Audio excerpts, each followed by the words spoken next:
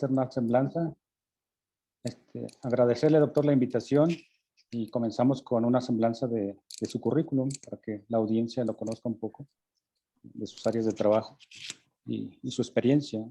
El doctor José Luis Romo tiene una experiencia laboral de 1982 a la fecha como profesor investigador de la División de Ciencias Forestales en la Universidad Autónoma Chapingo.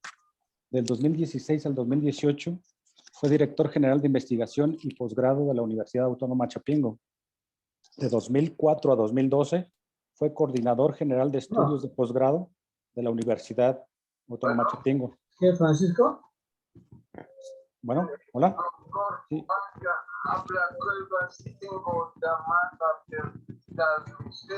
Ok, no, disculpa, queríamos contactarnos con Francisco. Compañeros, los demás podrían apagar su micrófono. Pero bueno, nos vemos. Dile a Julio que apague el... Ahí está ya.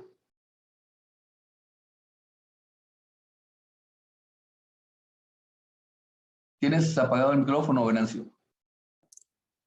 Perdón. De 1998 al 2002 fue coordinador de la maestría en Ciencias Forestales de la División de Ciencias Forestales de la Universidad Autónoma Chapingo. Su formación académica es doctor en Forestry and Environmental Studies por la Universidad de Yale. En 1990 hizo la maestría en Ciencias del Desarrollo Rural en la Universidad Autónoma Chapingo y en 1979 egresó como licenciado en la carrera de Economía en la Universidad Autónoma de Coahuila.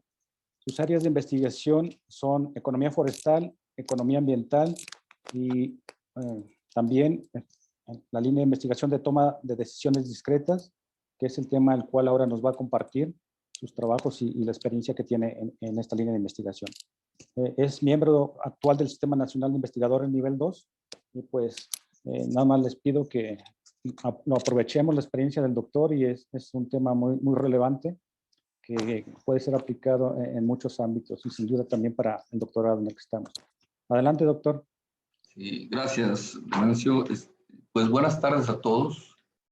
Y como ya se dijo, pues el tema de la plática que yo voy a exponer el día de hoy es sobre la toma de decisiones discretas y la voy a enfocar al marco de la agricultura multifuncional.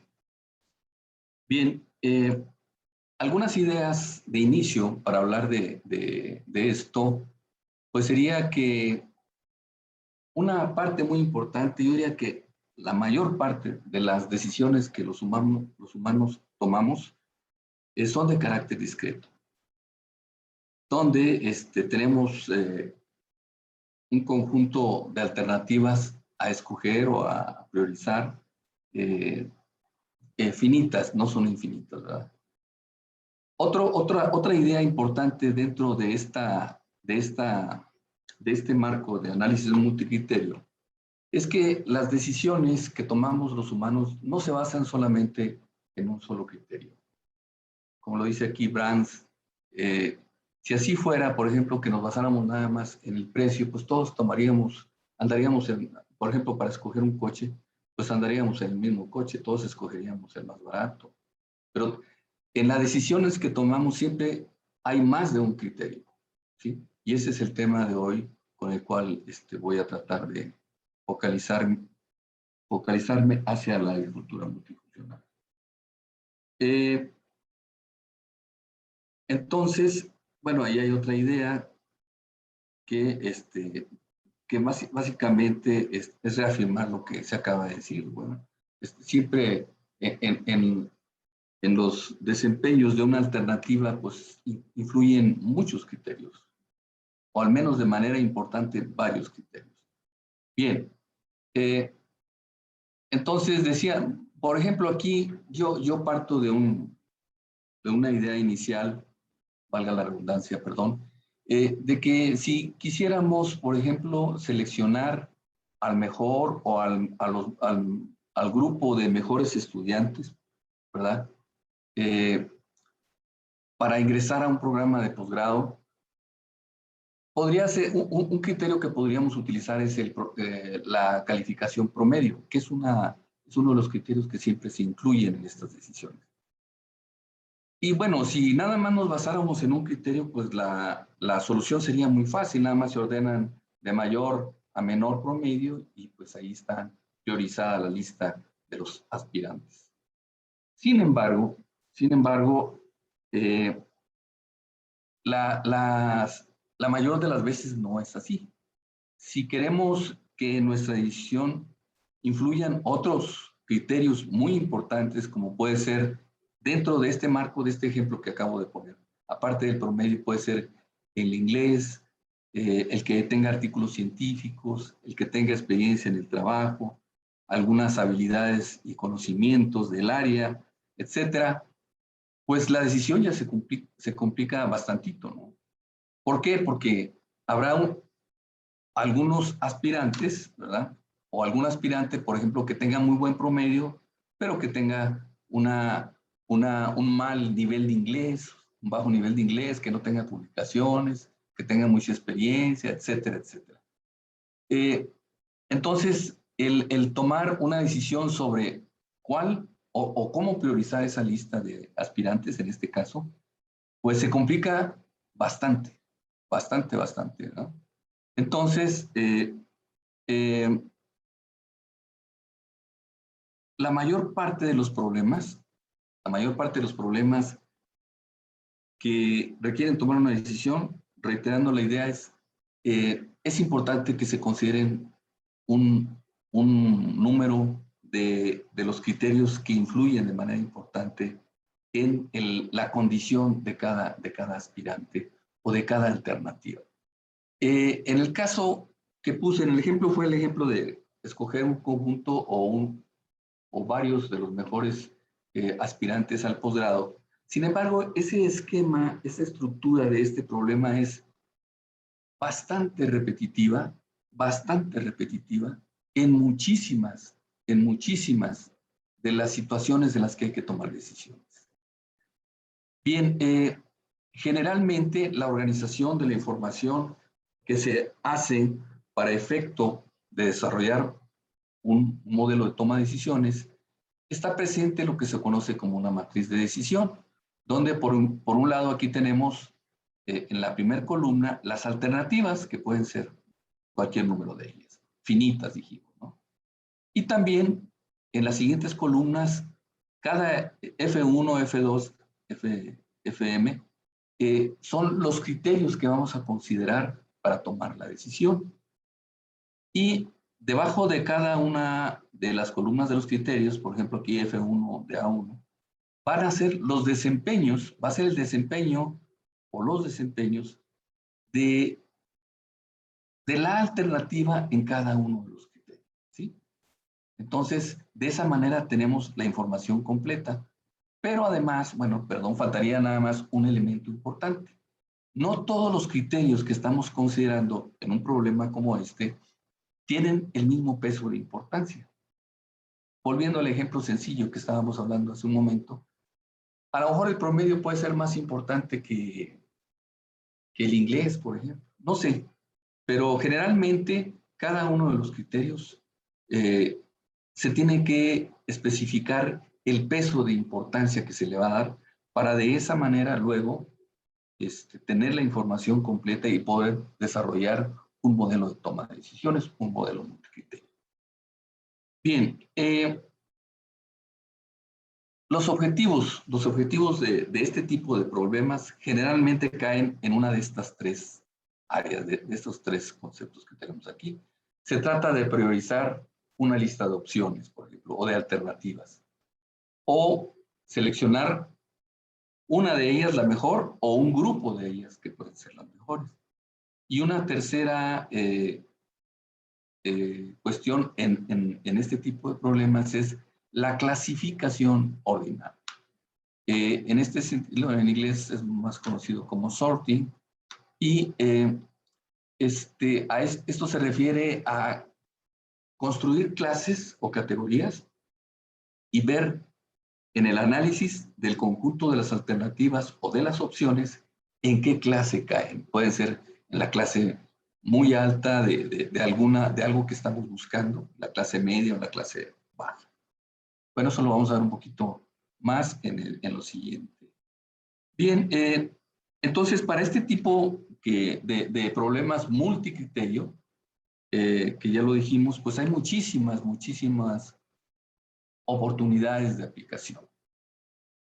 Entonces, para resolver este tipo de problemas, pues se han desarrollado un conjunto de metodologías, un amplio número de metodologías. Esta es una muestra, quizás las más populares, como lo dice aquí el autor del libro donde tomé yo esta referencia.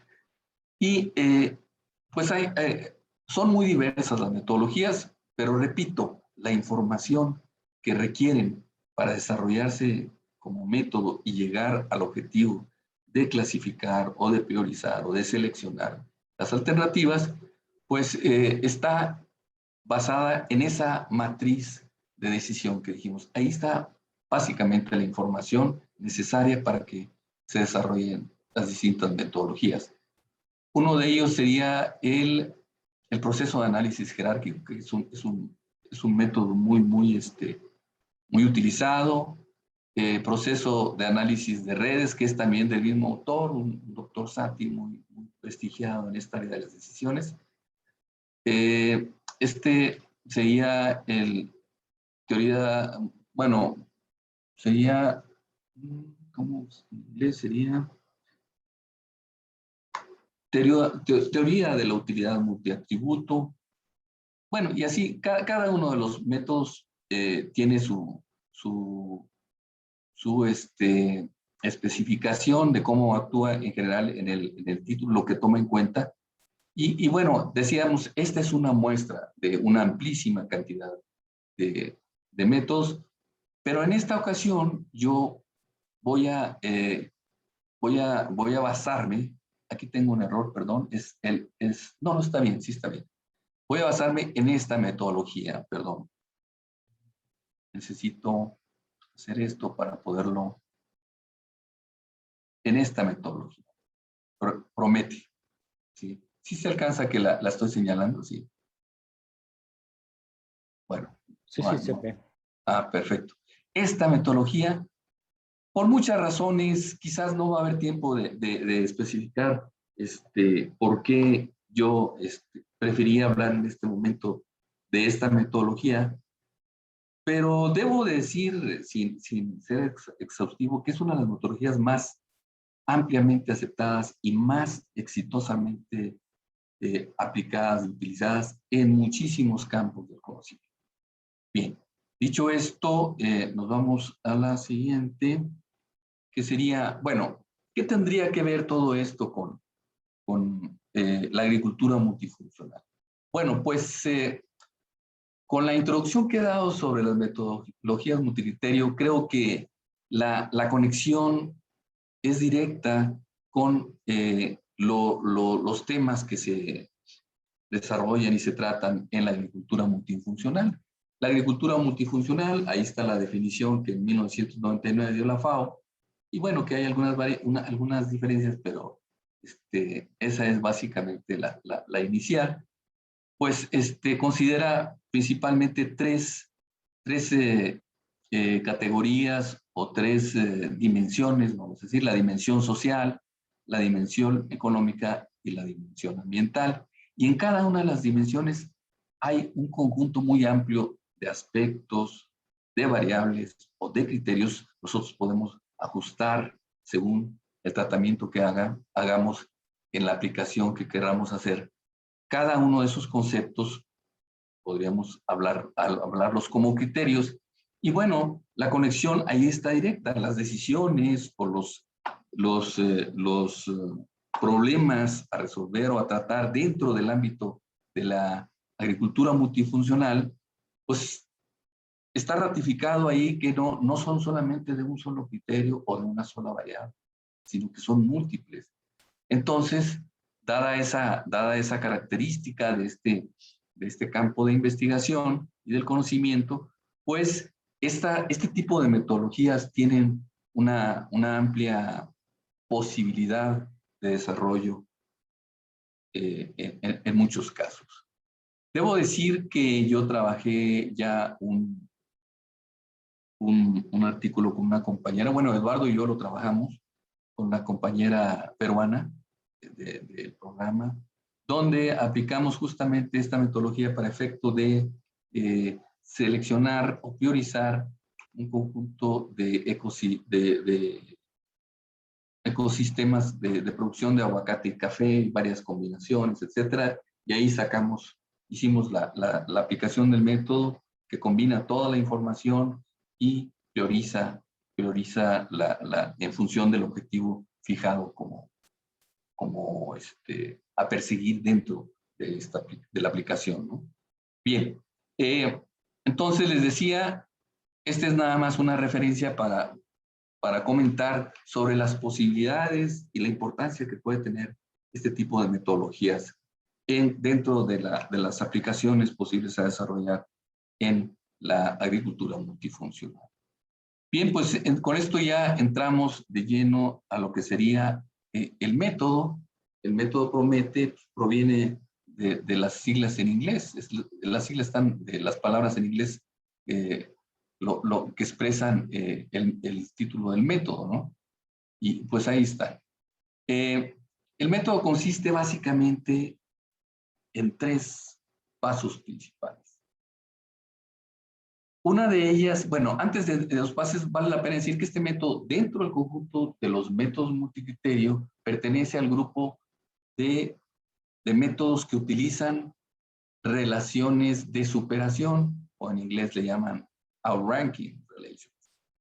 Relaciones de superación, es decir, hacen comparaciones pareadas de cada alternativa en cada criterio, ven cuál tiene la superioridad y las van contabilizando. Lo estoy diciendo de manera muy informal, ahorita lo vamos a ver un poquito más formal. El concepto, el método utiliza ese tipo de relaciones. Diferente a otros métodos que utilizan otras cosas, y no vamos a hablar de eso, porque si no se complica aquí la presentación. Entonces, la característica importante de este método es que utiliza relaciones de superación. O sea, relaciones donde se establece el grado de preferencia, también se le llama así, o la forma en que una alternativa supera a la otra en cada uno de los criterios. Luego las contabiliza y al final, con base a eso, prioriza la importancia o el orden de cada una de las alternativas. Bien, entonces decíamos, consiste en 3 pasos principales, que sería, el primero de ellos es obtener el grado de preferencia, llamado unicriterio, o sea, en un solo criterio, el grado de preferencia de las alternativas. El segundo es obtener los flujos unicriterios, la sumatoria de esa preferencia en todos los criterios. Y al final, lo que se conoce como flujos globales, que es la síntesis de toda esta información de estimaciones que se hacen para contabilizar los niveles en que una alternativa supera a las demás y las demás a cada uno, ¿no? Entonces, esto lo vamos a ver a detalle. Esto es nada más la expresión general en ideas de lo que sería el método, pero estos son los 3 pasos principales. Bien, vamos al primer paso, grados de preferencia unicriterio. Bien. ¿Qué pasa en esto? Bueno, aquí la anotación es muy fácil. Se trata de ver la preferencia entre la alternativa I y la alternativa J en el criterio K. Eso es lo que quiere decir esta notación. Pero para definir estas preferencias, nosotros podemos utilizar distintas funciones de preferencia. Por ejemplo, aquí tenemos la función de preferencia más sencilla, la más usual, que se define de esta manera la preferencia. Cuando aquí se están comparando dos alternativas, me emociono y estoy con el dedo, no, perdón. Aquí se está comparando la alternativa AI con la alternativa J en el mismo criterio, el criterio K, que puede ser. Ahorita vamos a ver cómo es.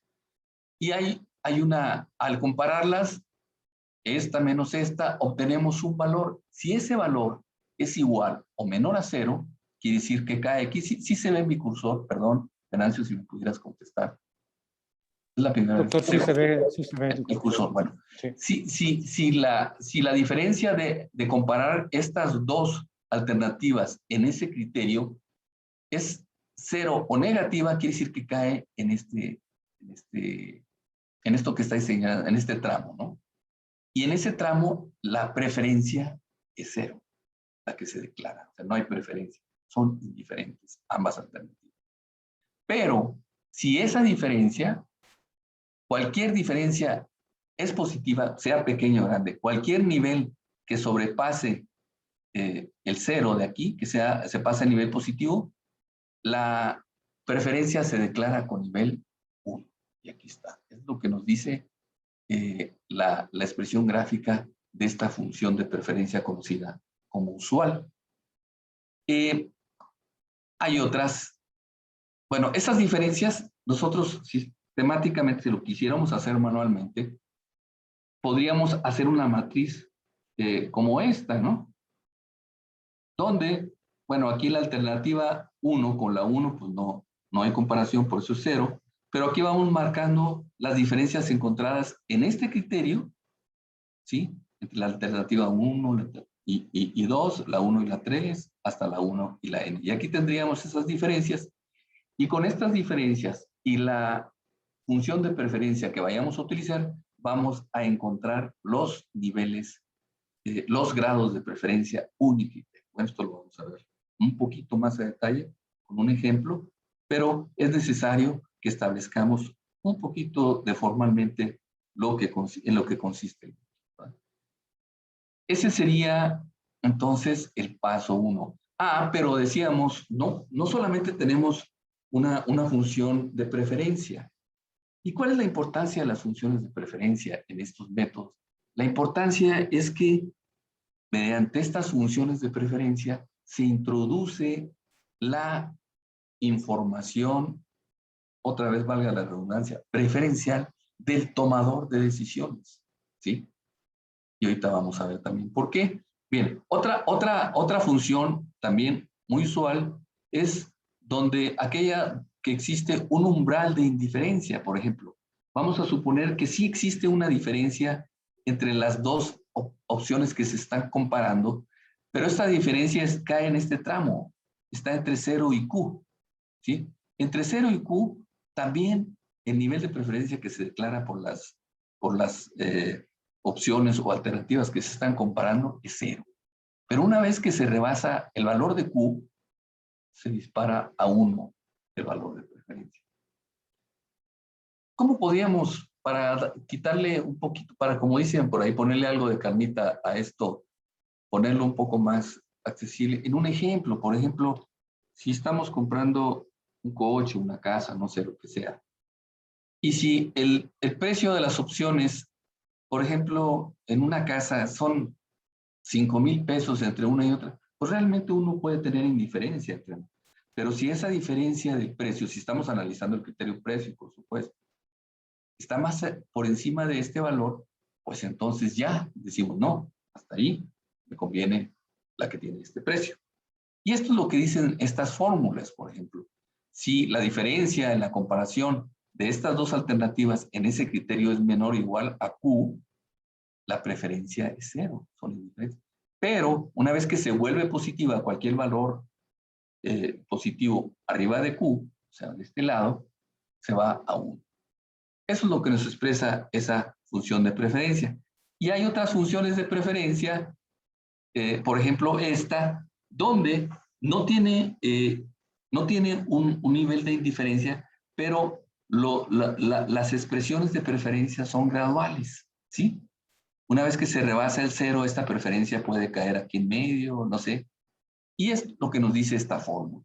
Cuando es menor o igual a 0, pues cae de este lado. Cuando es mayor que 0, entonces hay que aplicar esta formulita. De acuerdo al valor que obtengamos aquí, donde caiga la diferencia, pues va a caer un nivel de preferencia.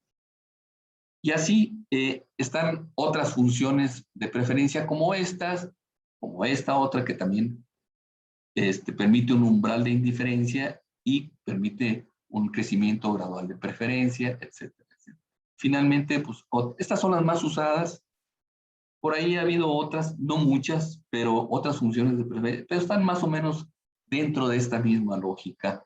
Y la otra es la gaussiana, que pues se requiere de un valor que es el punto de inflexión, etcétera, y ahí está la fórmula para definir el punto donde caiga la diferencia, para definir el nivel de preferencia. Bien, era importante porque el uso de estas funciones de preferencia en las decisiones es la incorporación de las preferencias de los tomadores de decisiones participantes, ya sea un panel de decisores o un solo decisor, el que va a tomar la decisión, pues se consideran ese tipo de aspectos que son muy importantes a la hora de decidir algo y de decidirlo con mayor información. Por eso también se llama, el método se refiere a enriquecimiento de la toma de decisión.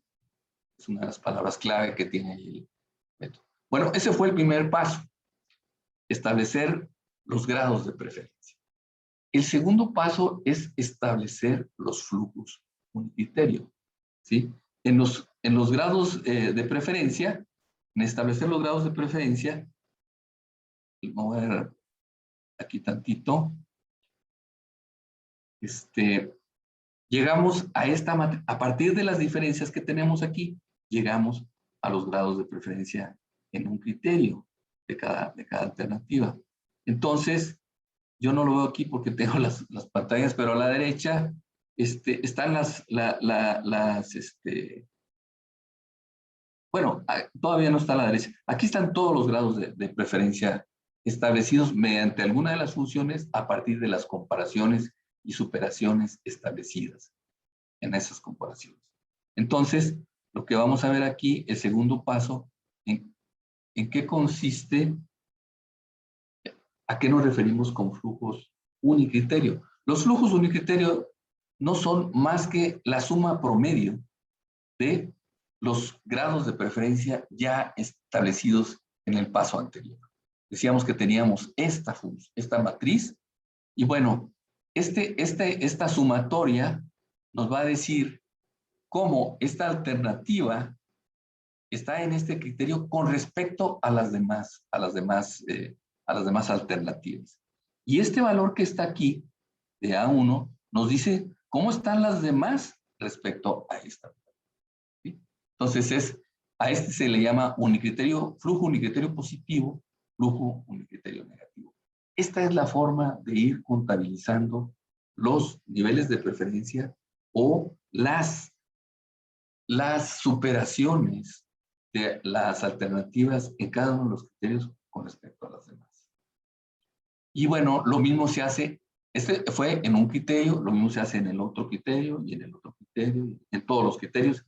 Se prepara una matriz de esta manera, se suman los grados de preferencia obtenidos y se obtiene el flujo unicriterio positivo, que repito, es la condición de la alternativa con respecto a las demás, y el flujo unicriterio negativo es la condición de las demás con respecto a esta alternativa. Bien, esto es en todos los criterios. Pasamos a lo que sigue. El paso siguiente es obtener los flujos globales. Esta es la síntesis a este concepto flujo global. En se sintetiza toda la información de esa contabilización de superaciones en todas esas comparaciones de las alternativas en todos los criterios. Es mucha información, son muchas estimaciones, y dependiendo del número de alternativas y criterios, pues se convierte en un problema muy, muy grande como para hacerlo a mano, ¿no? Pero bueno, ahorita vamos a ver eso también. Entonces, llegamos y los flujos globales no son más que la suma ponderada de cada uno de los flujos unicriterios, ¿sí? Por ejemplo, este sería el flujo para cada alternativa. Esto se estima para cada una de las alternativas, ¿no? Este sería el flujo unicriterio del criterio 1 multiplicado por el peso de importancia que se le haya dado a ese criterio. El peso de importancia está normalizado a un 1, ¿sí? Que también puede ser a un porcentaje. O sea, la suma de todos los pesos, si por ejemplo estamos con 4 criterios, la suma de los pesos de todos los criterios debe ser igual a 1, ¿sí? De esa manera, entonces, habrá criterios que tengan un peso de importancia de 0.1, de 0.5, no sé, según el nivel de importancia que el panel de tomadores de decisiones o el tomador de decisiones le haya asignado a ese criterio. Y entonces, es un valor que se multiplica por el flujo unicriterio, se suma y se obtiene el flujo, en este caso, el flujo global positivo, en este caso, el flujo global negativo, que ya dijimos anteriormente lo que era, y al final obtenemos lo que se conoce como flujo global neto, que no es más que la diferencia de menos el positivo menos el negativo. Y aquí tenemos un número que concentra toda la información, un indicador que concentra toda la información de todo lo estimado anteriormente, y este número es el que va a determinar la prioridad de la lista de opciones que estemos considerando. Bien, pues ese es el método de manera muy rápida, quizás muy general, pero espero que esté yo teniendo la capacidad de darme a entender. Y si no, bueno, si se pueden ampliar con algunas preguntas, la información, yo con mucho gusto lo voy a hacer en la medida de que yo también lo pueda hacer, ¿verdad? Bien, rápidamente vamos a tratar de ver cómo se aplicaría este método en este ejemplo, que yo quiero insistir en la generalidad de muchísimos de los problemas que se enfrentan cuando uno tenga que priorizar una lista, seleccionar la mejor opción, seleccionar un grupo de las mejores opciones o clasificarlas en diferentes categorías, las distintas opciones. Son muchísimas las situaciones en las cuales, ya sea en política pública, en política privada, en decisiones privadas, que se enfrenta uno a tomar este tipo de decisiones. Por eso es muy importante no olvidar que la información se organiza en una matriz de información, una matriz de decisión que le llaman, y donde pues, están todos los criterios, están los desempeños, están las alternativas y está el peso. Aquí en este problema el peso no lo menciono porque está considerando, y también a veces es una situación recurrente, el que todos los criterios tienen el mismo peso. Entonces, no hay problema ahí, todos los criterios tienen.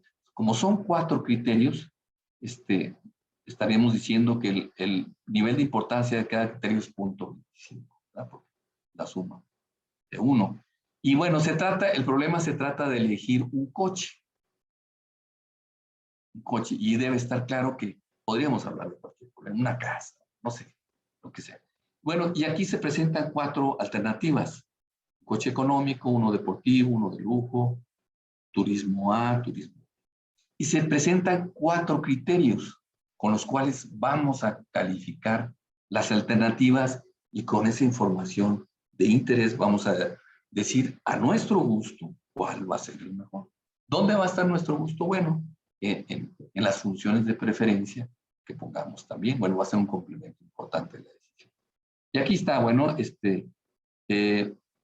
está en libras, creo, pues sí, porque el libro es inglés.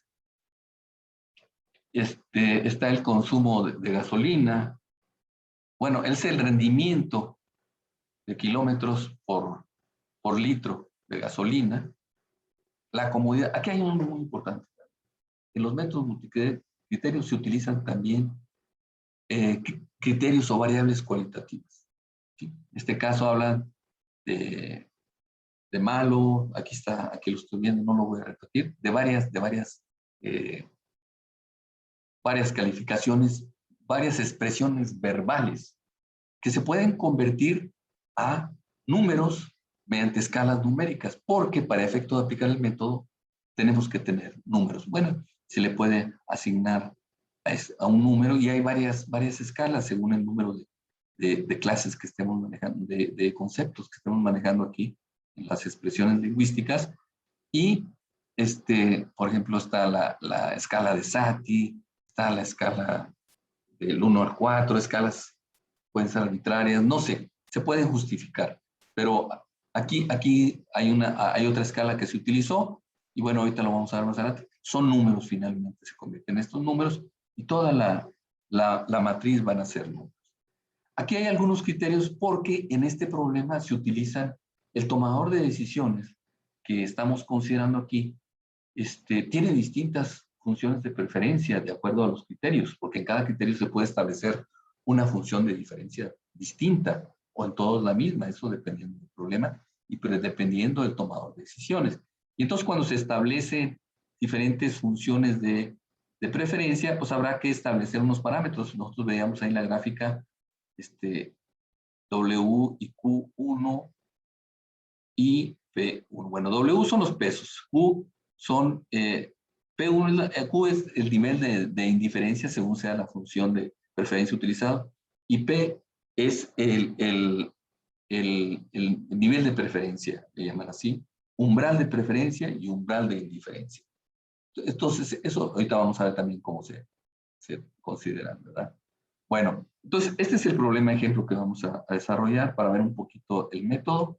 Y con este método, aquí, aplicándolo, no vamos a ver todos los criterios porque es muchísima la cantidad de estimaciones que se tiene que hacer. Pero decíamos, primero tenemos que establecer las diferencias entre cada una de las alternativas. Por ejemplo, aquí, para hacer esas diferencias, pues hacemos una matriz donde en columna tenemos las alternativas y también en los renglones, ¿no? Y aquí vamos viendo las comparaciones. Cuando se compara el carro económico con el económico, pues no procede, por eso son cero. Comparaciones consigo mismo son cero. ¿Sí? Aquí está el deportivo con el deportivo cero, el lujo con el lujo cero. Entonces, lo que valen son las comparaciones, por ejemplo, el económico con el deportivo. Y lo estamos haciendo aquí en la variable o en el criterio precio. ¿Sí? En la matriz anterior teníamos los precios. Bueno, todos los desempeños, todos los valores de los criterios. Pero aquí estamos en esta primera matriz, se van a comparar cada una de las opciones que están aquí a la izquierda, ¿sí? Con el resto, con cada una de las otras opciones. Por ejemplo, con el deportivo. Y vamos a ver esa diferencia, la vamos a poner aquí. Por ejemplo, en el precio, el carro económico con el deportivo, ¿qué diferencia tenemos? Tenemos una diferencia negativa. El carro económico vale 14,000 libras menos. Y aquí está, por ejemplo, aquí está. Estamos comparando el económico con el deportivo. Efectivamente es 14,000 pesos menos en el precio, el económico. ¿Sí? Y luego en la siguiente columna es contra el de lujo y es una cantidad mayor. Y así todas, ahorita lo vamos a ver. Aquí está con el de lujo es 23,000 libras, con el otro 9,000 y con el otro 10,000. ¿Qué estamos observando aquí? Primero, hay una cosa que me faltó decir un poquito antes, pero bueno, todavía es tiempo. Los criterios son de dos tipos. Pueden ser a maximizar o pueden ser a minimizar. A maximizar son aquellos criterios que valores más grandes son mejores para el objetivo buscado. Y a minimizar son aquellos criterios cuyos valores, cuando son menores, son mejores para el objetivo. En este caso, para tomar la decisión cuál es el mejor coche. Aquí, evidentemente que el precio, mientras el precio sea menor, pues es mejor para el tomador de decisiones, estamos de acuerdo, ¿no? Entonces es un criterio a minimizar. ¿Qué hace el método cuando los criterios son a minimizar? Los multiplica por -1 para que el aporte de ese criterio en los números de la relación de superación se reflejen correctamente en el indicador final, que es el flujo global con el cual se va a determinar la mejor opción. Bien, esto lo vamos a ver un poquito aquí. En este caso estamos ante un criterio a minimizar. Ya dijimos por qué es a minimizar. Y bueno, entonces, por ejemplo, si es a minimizar, esto se multiplica, cada diferencia se multiplica por -1 y se convierte en un valor positivo, ¿sí? Y estos valores, al ser positivos, por ejemplo, en este caso, este valor es 14,000. 14,000 caería por encima de P. ¿Están de acuerdo? Porque P, ¿cuánto vale? P, no sé si lo puse aquí, P vale 5,000. Es mayor que P. O sea, cae en este tramo. ¿Sí? Digo, en este tramo, perdón. Entonces, aquí la preferencia que se declara de la opción económico contra la opción deportivo es 1. ¿Sí? Superior. Es 1. Sencillamente es 1. Es totalmente preferido. ¿Sí? Y así en las demás. Por ejemplo, la diferencia es 23,000, también cae de este lado. Todas caen de este lado. Por eso aquí, en esta matriz, el grado de preferencia del coche económico en el criterio precio es 1. ¿Sí? Y es clarísimo, el carro supera a todas las demás opciones en precio. Es mejor, tiene un mejor precio para tomar decisiones. Pero decíamos en un principio, no es el único criterio a considerar, ¿sí? Y habrá que ver, bueno, en este problema le pusieron el mismo peso que los demás criterios, pero en otro caso, el tomador de decisiones puede tener valores distintos y hay la oportunidad de reflejarlos en todo esto. Y puede tener también como lo vamos a ver bueno, no sé si haya tiempo, en otros casos podemos ver otra función de preferencia. La lógica es la misma, ¿sí? La lógica es la misma. Estamos aplicando aquí con base a las diferencias la obtención del grado de preferencia. Y así con los demás valores, con las demás alternativas. Aquí en esta alternativa, como es un criterio a minimizar, al compararse el valor de la opción del carro deportivo con el carro económico, evidentemente, ya vimos la matriz, hay una diferencia de 14,000, pero en este caso es positiva, porque estamos comparando, estamos diciendo el deportivo menos el valor del económico, ¿sí? Y es una positiva. Pero como es un precio a minimizar, se multiplica por -1 y por -1, entonces, pues cae por acá, por acá. Y cualquier valor menor de Q nos va a dar un grado de preferencia. Y eso es lo que estamos reflejando aquí. En realidad, pasa lo mismo en todas las opciones aquí, porque el carro es el que tiene el menor precio, ¿sí? Entonces, él supera a todas las opciones en el criterio precio, porque es el más barato. ¿Cierto? Bueno, yo espero haberme hecho entender en eso.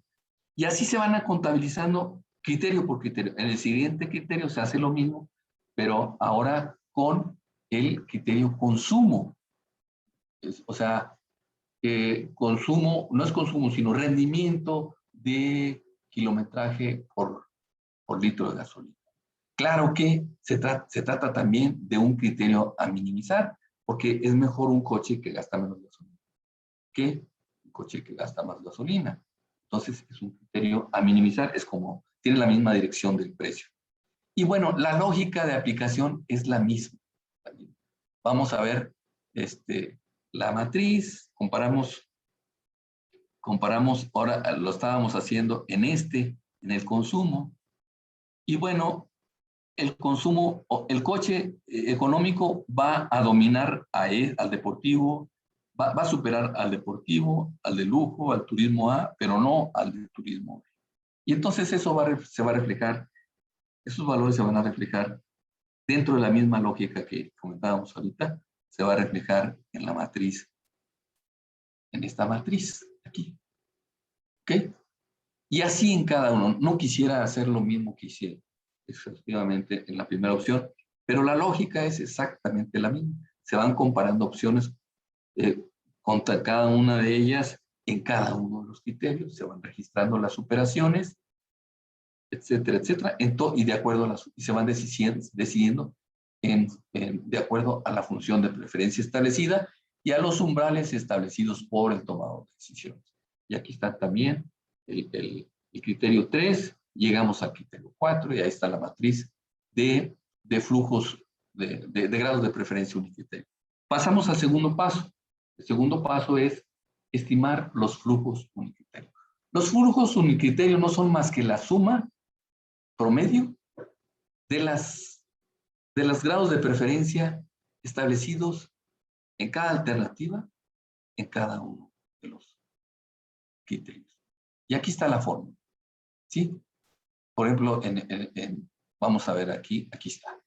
Aquí está la matriz del primer criterio y aquí están los grados de preferencia que establecimos con base a la función que estábamos viendo ahí. Entonces, la sumatoria de todos estos, promediada, ¿verdad? Entre 4, ¿por qué? Pues son 4, esta en realidad no cuenta, este con este no cuenta, este con este tampoco cuenta, etc. Entre 4, pues esto nos da 4 entre 1. En este criterio, esta opción, decíamos, supera a todas las demás, ¿sí? Es superior a todos los demás. Con respecto a las demás, es superior en precio. ¿Por qué? Porque es el más barato, ¿sí? Y esto es lo que nos dice estos números. Y esto es lo que nos dice para el carro deportivo, etc. Y hablando otra vez del económico, este valor nos dice cómo están los demás con respecto al económico. 0, ¿verdad? ¿Por qué? Porque ya dijimos, es superior en todas, a todas las alternativas. Perdón, aquí se me dio. Está.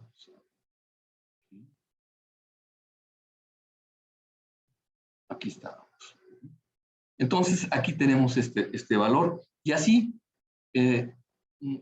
obtenemos el valor positivo, que aquí veíamos que es 1. Miren, lo vemos otra vez aquí. Aquí es 1. Este 1 es este 1. Y así los demás. Este punto 25, o sea, son los flujos positivos de cada una de las alternativas y los flujos negativos de cada una de las alternativas, que otra vez están aquí. Estas son la columna de los flujos positivos, esta es la columna de los flujos negativos, y la diferencia de cada uno, o sea, menos nos va a dar el flujo unicriterio neto para cada una de las alternativas. Y aquí lo tenemos, ¿verdad? Bueno, esto que hicimos, yo aquí en el ejemplo, que por cierto, si ustedes están interesados, les mando esta presentación para que se las distribuyan. Esto se hizo para todos los criterios, como vimos. Y ahí está la misma lógica, llegamos a la matriz y llegamos estamos aquí, y llegamos a los flujos unicriterio, positivo, negativo y neto, del criterio, aquí estamos, del criterio, dice consumo, pero rendimiento por el consumo de gasolina, ¿verdad? Y también para la comodidad, también para la potencia, creo que es el cuarto y es el... Entonces tenemos ya todos los flujos unicriterios calculados y ahora sí podemos aplicar la fórmula que mencionábamos ahí para calcular el flujo global positivo, negativo y neto, que es otra vez la consideración de todas las superaciones, de todas las comparaciones, de todas las alternativas y en todos los criterios. Suena muy voluminoso todo eso, lo es en términos de cálculos, pero y eso que estamos hablando de un problema de 4 opciones con 4 criterios. Imagínense cuando sean 20, 30 alternativas con 10, 15 criterios, esto se vuelve una cantidad enorme de estimaciones. Entonces, con la aplicación de esta fórmula, que no es más que multiplicar esos valores, por ejemplo, de los flujos unicriterio positivo, multiplicarlos por los pesos de importancia de cada uno de ellos, que en este caso son 25, 0.25 cada uno porque es el mismo peso. Y aquí están todos los valores de las sumatorias, o sea, los flujos unicriterio, y se tiene un valor del flujo. Aquí en este caso sería flujo global positivo, ¿sí? Aquí sería el flujo global negativo, o sea, la sumatoria ponderada, o sea, multiplicada por sus pesos de las columnas de donde estaban los flujos unicriterio que les comentaba. Y al final tenemos el flujo neto, que no es más que la resta del positivo negativo. Aquí lo hacemos directamente de los valores que se obtuvieron en cada uno de ellos, o también de manera desagregada, y se llega exactamente al mismo valor. En este caso, el flujo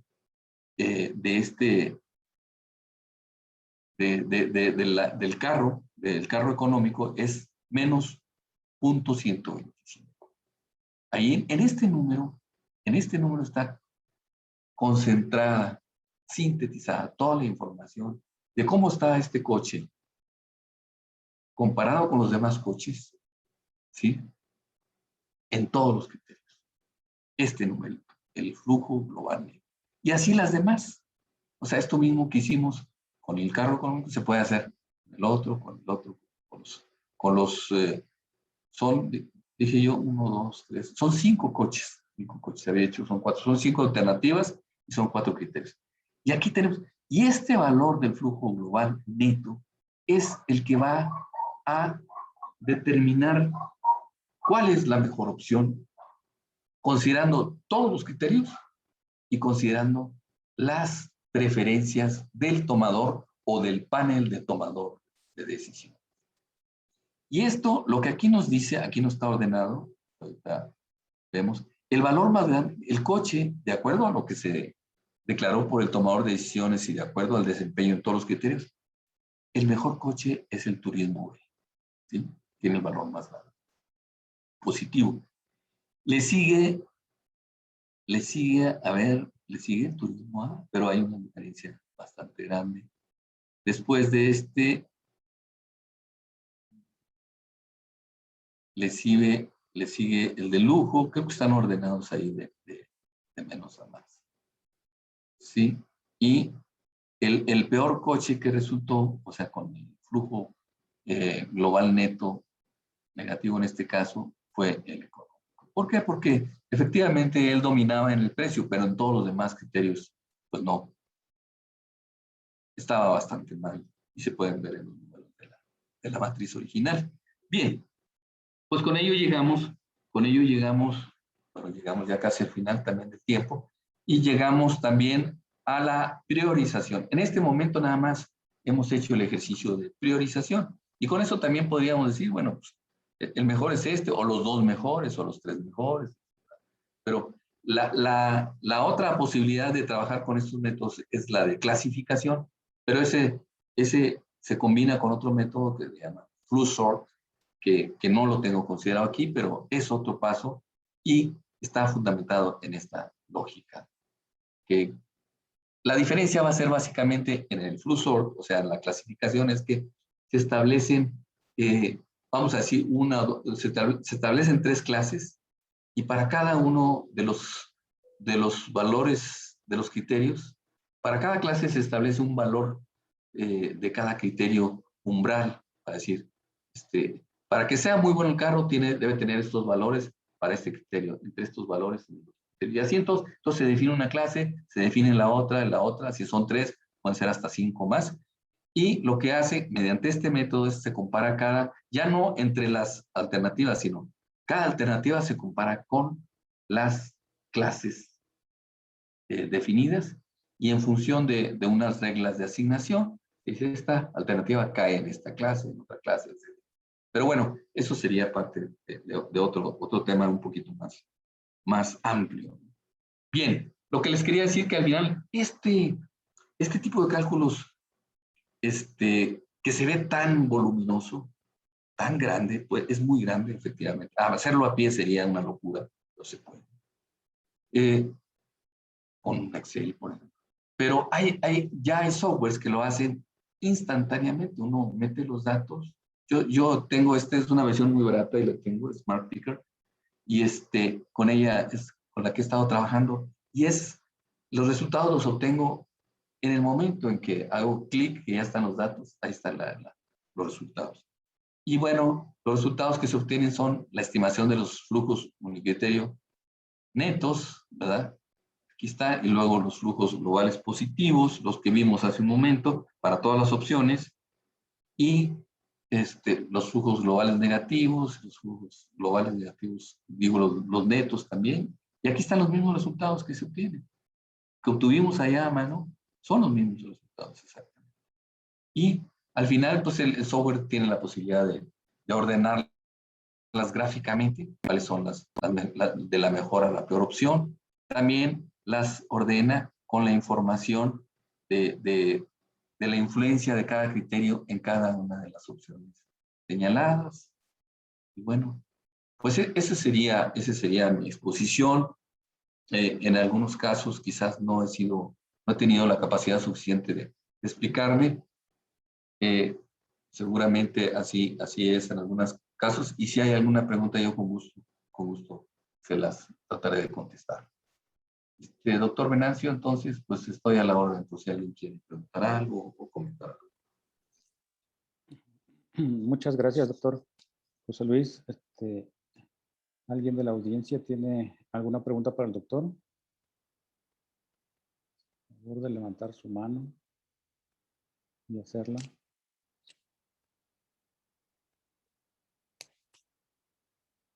Si no, en lo que la piensan la pregunta, yo sí. Doctor, quisiera preguntarle, no sé si esté correcto en las notas que tomé, pero parece que lo más importante es entonces tener una función de preferencia, lo que llama FI, y los umbrales de decisión, que según entiendo puede ser de un tomador de decisiones o de un grupo de decisores, ¿no? Claro. Eso es como lo más importante, pero el objetivo también, nos podría platicar más del objetivo, porque, bueno, en un tomador de decisiones, pues, como dice, puede maximizar o minimizar. ¿Cómo se podría hacer un planteamiento así más genérico? O sea, ¿qué estaríamos buscando como objetivo? ¿De qué dependería? O sea, si es maximizar o minimizar, con base a su experiencia, algunos ejemplos o algo que dijeran cuando quieran encontrar el mejor sistema de producción o el mejor sistema multifuncional, pudiera ser maximizar o minimizar. ¿Cómo lo pudiéramos bajar o relacionar con el enfoque que tenemos nosotros en el doctorado de agricultura multifuncional, donde es muy diverso y tenemos demasiadas variables? Sí, mira, primero yo le podría decir que este ejemplito que pusimos fue muy simple, aunque como vimos también bastante voluminoso en cálculos. Pero el ejemplo se puede ampliar se puede proyectar a muchísimas situaciones. Te decía también, les hablaba yo de un ejemplo. Hicimos un trabajo reciente sobre tratar de encontrar cuáles son los sitios dentro de un conjunto de sitios, por ejemplo, en este caso lo hicimos del campo forestal experimental Las Cruces de Chapingo. Se hicieron 30 sitios y en cada uno se midió un conjunto de criterios que nosotros consideramos, con base a un panel también de expertos en incendios forestales, cuáles son los criterios que más influyen o que determinan la ocurrencia de incendios. Entonces, por ejemplo, decíamos, pues la carga de material seco, de materia vegetal seca que se va acumulando, es muy fácil. La temperatura, cuando son temperaturas altas en ciertos, pues eso también es un elemento que influye mucho en la susceptibilidad para el incendio. Nosotros, el problema, fíjate aquí, con esto te voy a tratar de contestar lo que comentabas tú. Si se trata de maximizar o minimizar, en este caso fue encontrar con base a la susceptibilidad, encontrar los sitios menos susceptibles y los más susceptibles. Eso de lo de más o lo de menos es una cuestión de dirección. Tú los ordenas de mayor a menor o de menor a mayor, y ya tienes ahí los menos susceptibles y los más susceptibles. Es una cuestión de enfoque en el caso de la decisión. En el caso de los criterios, pues lo mismo te lo define, ¿no? Son muy lógicos, cuando son a minimizar y cuando son a maximizar. Sí, bueno, pero te decía, en este caso, nosotros hicimos 22 criterios que son los que mayor influyen en la ocurrencia de incendios. Están los criterios antrópicos, por ejemplo, la cercanía a centros de población o a vías de acceso, la cercanía a o la práctica de la gente de visitas, de actividades ahí deportivas o de cacería o lumbres, hacer actos recreativos donde hacen su lumbre y generan problemas. Un montón, son 22 criterios. 22 criterios. A cada criterio también, de acuerdo a los expertos, se le dio un peso de importancia. Aquí hubo una variación muy importante de todos los criterios por su importancia. Te comento que la mayor importancia estuvo, por un lado, en la temperatura, la presentación de temperaturas máximas. Y así otras. ¿Verdad?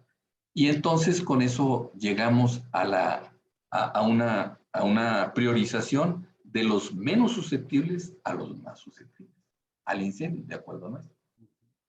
Y entonces, en este caso no hicimos una clasificación, un sorting, sino nada más dijimos, bueno, de estos 20, los 5 menos susceptibles, ¿de acuerdo? Son estos.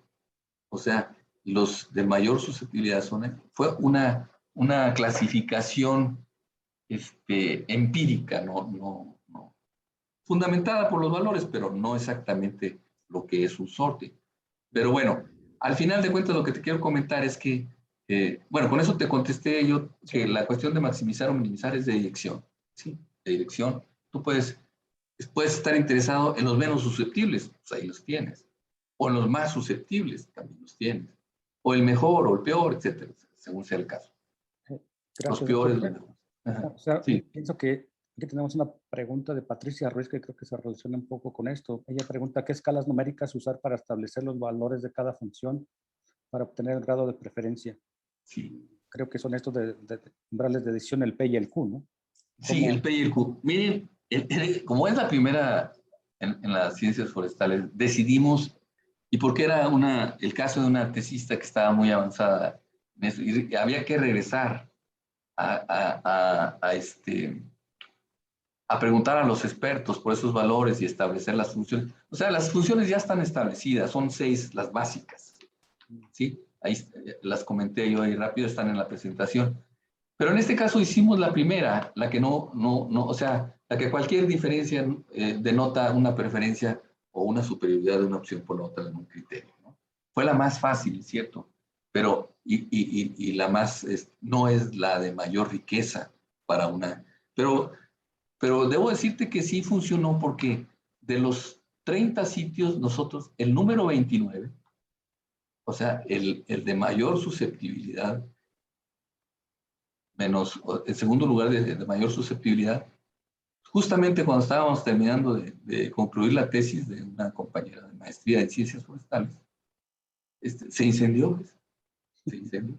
O sea, claro, es un caso nada más, no podemos decir que eso valide el modelo, pero sí da señales de que, oye, estás considerando todos los riesgos, le estás dando un valor, los estás comparando, y llegas a una priorización.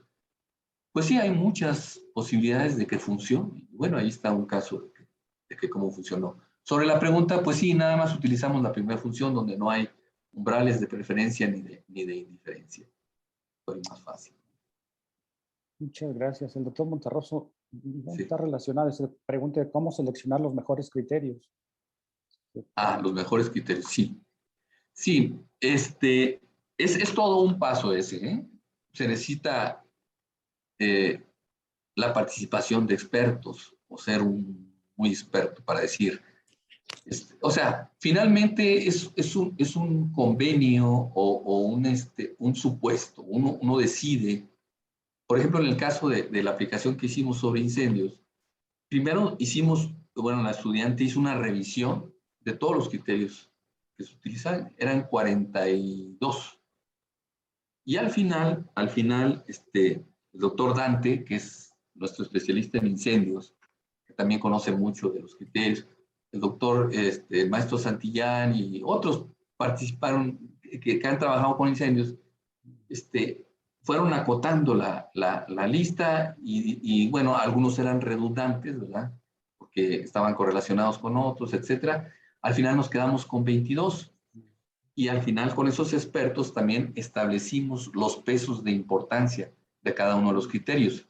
Debo decir que hay muchos métodos para establecer pesos de importancia. Hay métodos objetivos, métodos subjetivos. O sea, los métodos objetivos no participan los expertos ni nadie, sino son con base a métodos numéricos que se obtienen. Los métodos objetivos también hay muchos. Solamente hay un libro que nosotros utilizamos, de 2015, de Sahari, que menciona más de 20 métodos para la asignación. Nosotros utilizamos uno sencillo también. Decimos, perdón. Dijimos, bueno, por ejemplo, hay este número de criterios. Le dices a un experto, si tú tienes 100 puntos y cada punto es importancia, ¿cómo los distribuirías tú de acuerdo a la importancia?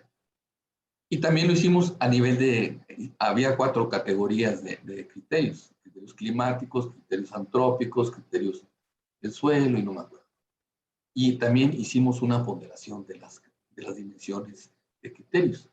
Y al final se normalizan y se obtiene un peso de cada uno.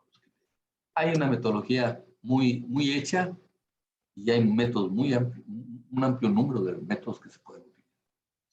Y esto creo que puede responder un poco la pregunta de Francisco González. Al final, o sea, existen métodos, pero la información proviene de expertos o de revisión de literatura o de paneles, ¿cierto? Es una combinación de todo, porque primero, aunque yo dirigí la tesis, pues yo no soy experto en incendios, pero nos ayudamos de expertos. La revisión de a ver cuántos estudios hay hay estudios con análisis multicriterio, pero con otros métodos más simples. Hay estudios de otro tipo, pero siempre utilizan criterios, les llaman variables en otro caso, utilizan también criterios. Y entonces hicimos un análisis en todos los trabajos, un buen número de trabajos revisó la compañera Liliana Rojas, donde sacó toda la lista de criterios. Y esos criterios, los expertos los redujeron. Es toda una etapa. O sea, y finalmente puede ser incompleta. O sea, luego puede salir otro estudio donde dice, oye, nosotros utilizamos este otro y este otro además y quitamos de los que tú utilizas esto. Eso es presupuesto, no es una regla que estos criterios deben ser en todos los casos. Que además las condiciones, en este caso los incendios, en diferentes regiones, en diferentes países, cambian los criterios que son influyentes en la ocurrencia de incendios. Okay, muchas gracias. Aquí el doctor Joel Pérez Nieto dice que si pudiera explicar, posiblemente utilizando el ejemplo de incendios, de cómo se obtiene la matriz de diferencia en los desempeños de variables cualitativas.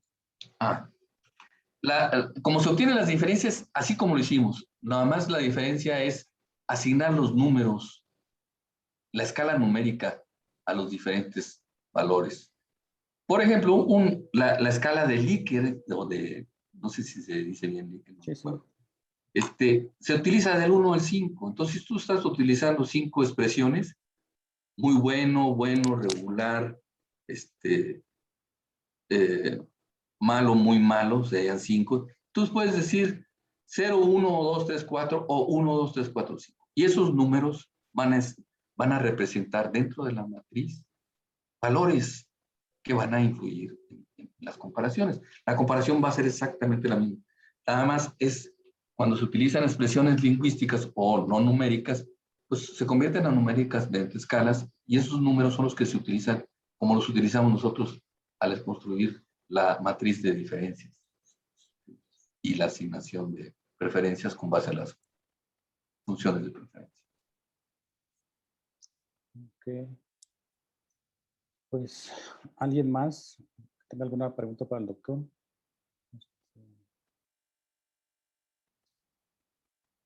Porque aquí comentaron, con base a su criterio, ¿cuáles serían las principales variables o criterios a tener en cuenta para comparar dos sistemas de producción agrícolas, uno de agricultura tradicional y otro sistema alternativo con tendencia agroecológica? Sí. Híjole, pues es que eso se define a partir de toda la información que tengas sobre cada uno de los sistemas, ¿no? Entonces, por ejemplo, y además también hay que definir qué es bueno y qué es no bueno en términos de qué. Por ejemplo, si estamos hablando de análisis beneficio-costo, va a ser mejor sistema el que produzca mejor dinero, el que haga ganar más dinero al dueño en términos financieros. Pero si estamos hablando de política pública, a lo mejor van a influir criterios, por ejemplo, ecológicos, en la cuestión de conservación de suelos, en el uso, en el uso no desmedido de químicos, por decirte algunos, pero hay muchos de ellos. Y entonces, para fines públicos, para el bien público, vamos a llamarlo de esa manera, sería conveniente aquel sistema que optimice o que maximice todos esos criterios, no nada más el del billete, ¿no? Entonces, si estamos hablando del billete, entonces a lo mejor nada más vamos a ver ganancia, ¿sí?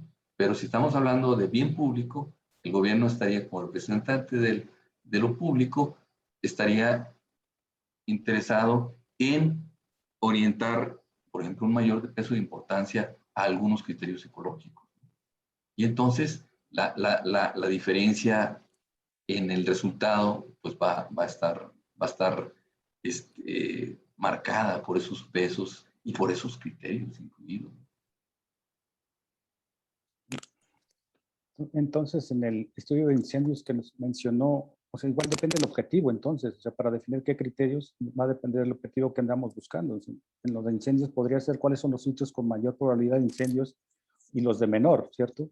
Y con base en eso buscamos los criterios para maximizar y para minimizar, y ahí elegimos los mayores o los menores.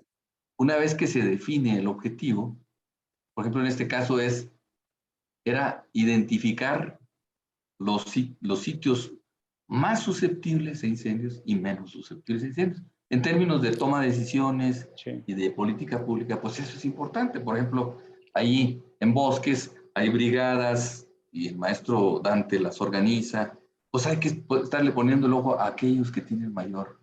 Porque además estamos hablando siempre de recursos limitados para la toma de decisiones. Entonces, si tenemos la opción de seguir un poco más allá, la parte donde hay más susceptibilidad de incendio, pues estamos direccionando bien los recursos de mejor manera, pues, ¿no? Sí. Pues, muchas gracias, doctor. No sé, ya no hay más preguntas. Es un tema muy interesante. Yo creo que se puede aplicar muy bien, teniendo claro el planteamiento del problema de las tesis, hasta dónde queremos llegar y cuánta información tenemos, ¿no? Asociarse a expertos y posiblemente algunos de los estudiantes pudiera utilizar esta metodología. Aquellos que estén interesados en más información, pues ya el doctor nos dijo que se pueden acercar a ellos. Y no sé si alguien tiene más cuestionamientos, preguntas o comentarios, que lo escriban en el chat o levanten su mano y hablen. Si no, creo que pues, le agradecería, doctor. Realmente es una conferencia muy, muy interesante. Es una visión para hacer más eficientes los recursos de acuerdo al objetivo que planteemos, ¿no? Como tomadores de decisiones, como investigadores o como estudiantes, para delimitar mi tesis y priorizar alternativas pues, más eficientes, dependiendo cómo definamos eficiencia o lo que busquemos de eficiencia. Claro. Eso es. Para finalizar de mi parte, Venancio, antes de que nos despidamos, le voy a enviar mi presentación a Eduardo Valdés para que se las distribuya, pues con el que he estado en contacto. Entonces, se las voy a enviar por si a alguien le interesa, pues ahí le tenga, y por supuesto también le pueden dar mi correo y mi WhatsApp por si se les ofrece algo. No, muchas gracias, doctor. No sé, el responsable, ¿cómo se llama? El organizador de la reunión.